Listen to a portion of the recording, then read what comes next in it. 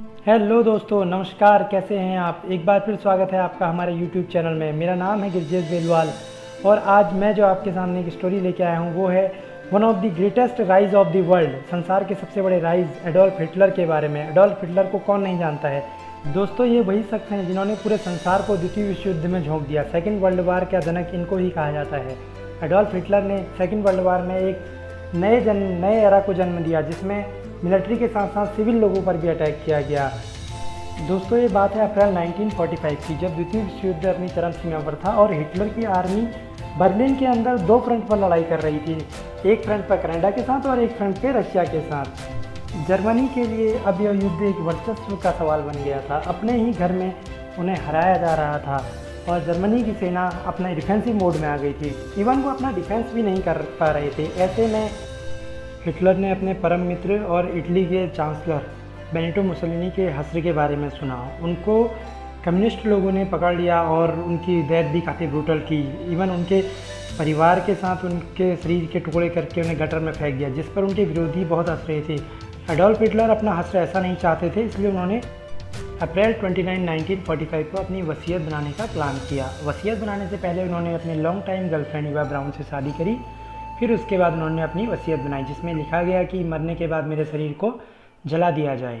Hitler ने suicide करने का डिसीजन लिया, जिसके लिए उसने अपने फिजिशियन वार्नर हेसी को बुलाया ताकि उसका जो सुसाइड हो वो ज़्यादा डिफ़िकल्ट ना हो। इसके लिए वार्नर हेसी ने उनको सजेशन दिया कि वो पिस्टन एंड पॉइजन प्रिंसिपल पे जाएं, जिसमें मुंह में पॉइजन रखकर अपने हेड में गोली मारें।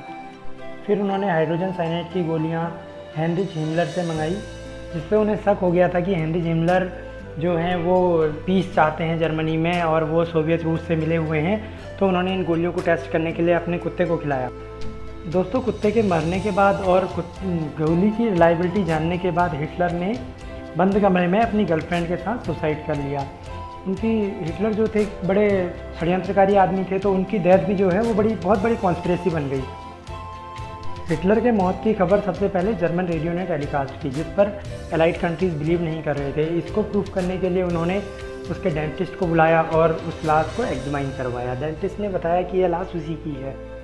फोरर बंकर के चांसलरी गार्डन से जो हिटलर की लाश मिली हुई थी, उस लाश के जो मोजे थे वो फटे हुए थे। जब ये फटे हुए मोजे की बात रशियन सोल्जर ने जोसेफ स्टालिन, जो कि रशिया के राष्ट्रपति थे, उनको बताई, तो उन्होंने इस बात को वैसे ही झूठा करार दे दिया कि यह हिटलर की लाश नहीं है। क्योंकि जर्मनी की कंडीशन कुछ भी हो, वहाँ का जो फर्स्ट पर्सन है, जो वहाँ का चांसलर है, बहुत अच्छे मुझे पहन सकता था, यह कहकर उन्होंने इस बात को नकार दिया।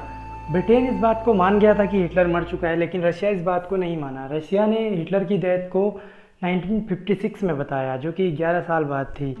देखिए दोस्तों, इतना बड़े युद्ध का जनक जो हिटलर था, उसकी मौत हो जाने के बाद भी उसकी मौत को भी एक कॉन्स्पिरेसी बताया गया। बहरहाल दोस्तों, जो भी है, हिटलर जैसे आदमी के साथ तो ऐसा ही होना था। लेकिन आप हमें हमारे कमेंट सेक्शन में ज़रूर बताइएगा कि आपको स्टोरी कैसी लगी। अगर ये स्टोरी अच्छी लगी हो तो इसमें कमेंट करिएगा, इसको लाइक करना और इसको अपने दोस्तों के साथ शेयर करना और चैनल को सब्सक्राइब ज़रूर करना। धन्यवाद।